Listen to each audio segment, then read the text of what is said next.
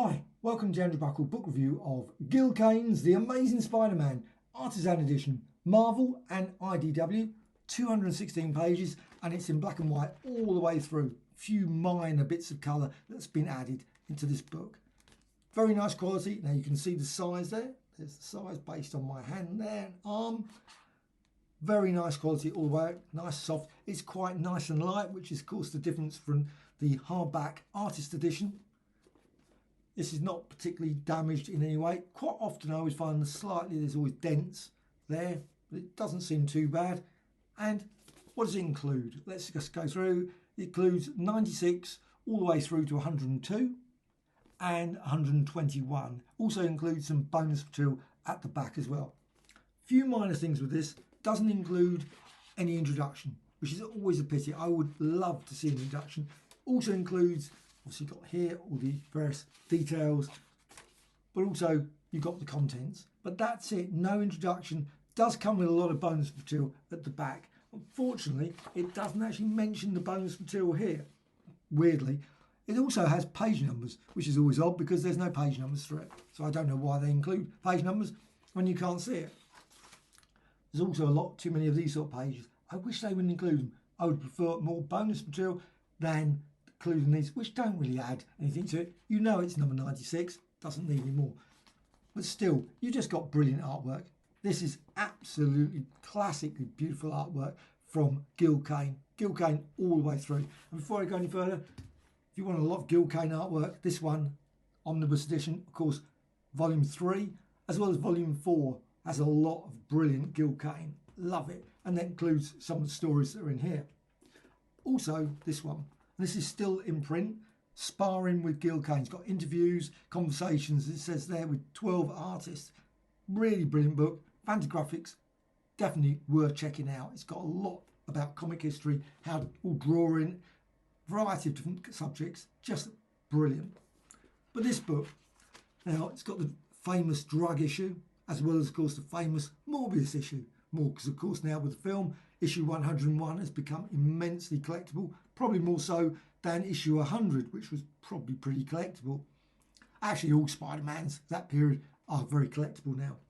96, of course, as well. That was one of the big collectible ones.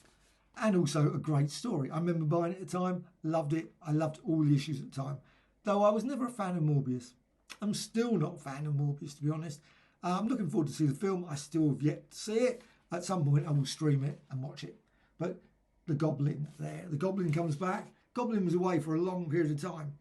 You had like issue 33, 34, whatever it was. And then suddenly, mysteriously, the Goblin was back. And you got Harry and you got, obviously, Norman. But got a lot of this, which is a pity. Not a lot, that's terrible to say. But there are a number of pages that are, of course, scanned from different sources than the original art pages, which is a slight pity. You can really tell the difference when you see how sharp the quality is there. And of course you've got all that lovely writing on that, which is one of the things I really love about these. And also you can see the blue pencil work as well quite often. Whereas of course on these pages you can't. And it does look, you can really notice the difference. And I don't know what the source is, it just says not scanned from original art. It would be nice if they included where it was from as well. But you got that story, Goblin, of course, and the drugs, and also there's Peter Parker there, and there's quite a story with Gwen as well as Mary Jane as well. Brilliant, of course, all the way through. Gil Kane's artwork, and of course, the late story in issue 121 is a big major moment in Spider-Man. And let's just go A Day in the Life. Now that's issue 99. Now I would have to say this is probably not one of my favourites. Spidey on TV. Panic in the prison, bit like that. They did an earlier story in a prison as well. Again, another one of these pages that I think slightly unnecessary. Still, it's quite nice. And you can actually see where they've... It's just odd that they included so many of these. And they got here, Spider or the Man, Classic 100.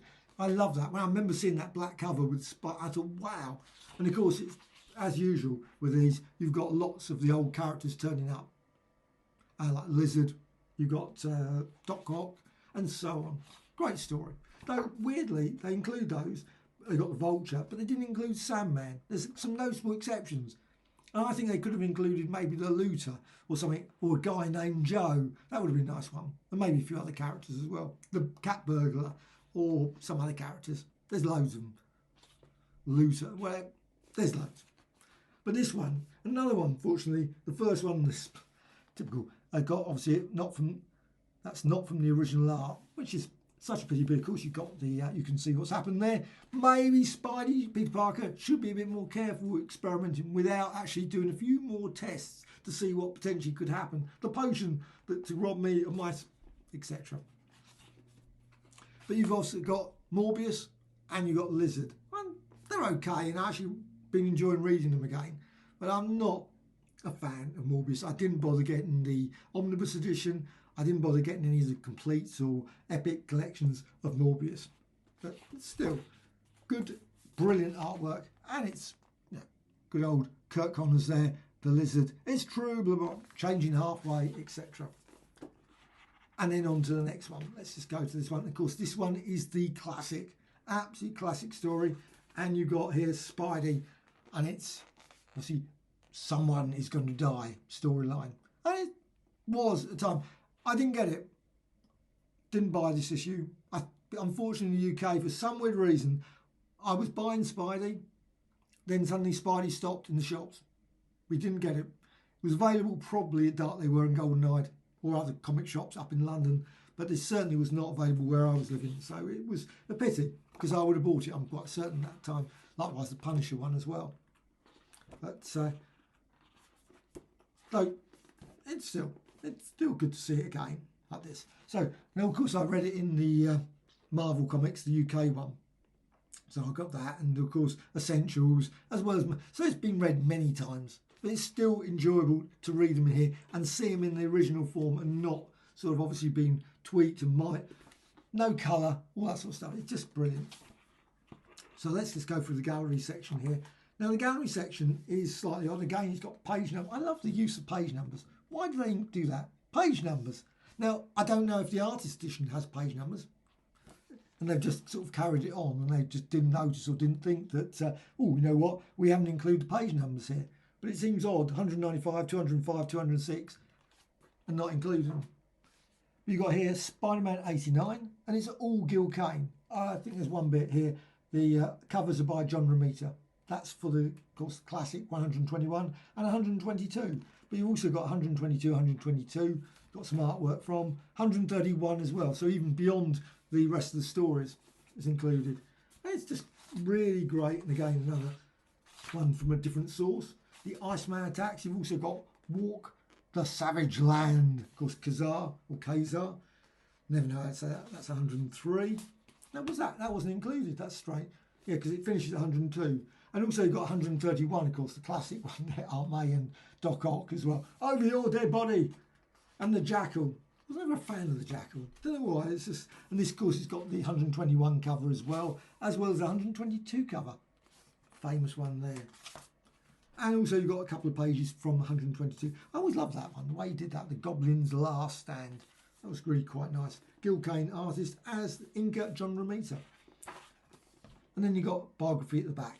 It's always good. And I love this touch. It's always quite nice. Though I must admit, quite often quite sharp, and you can quite easily catch your fingers on that one. But this is just a quality book. Really love. I've got all of the Artisan editions. Some Artisan editions I love more than others. I think this one is very up there. Just think Gil Kane is always, and I would definitely buy any other Gil Kane books they bring out. Definitely without a shadow of doubt. But there's some that I think, you know what, I'm just getting for, I think, completists. Like Mike Mignola one that came out. I'm not a big fan of Hellboy, etc. I have to say. But this one I definitely loved. So it's really good. I'm really pleased I got it finally in this and not in the massive artist edition. The artist edition, I looked online just now. It was going about 220 odd pounds, which is a lot.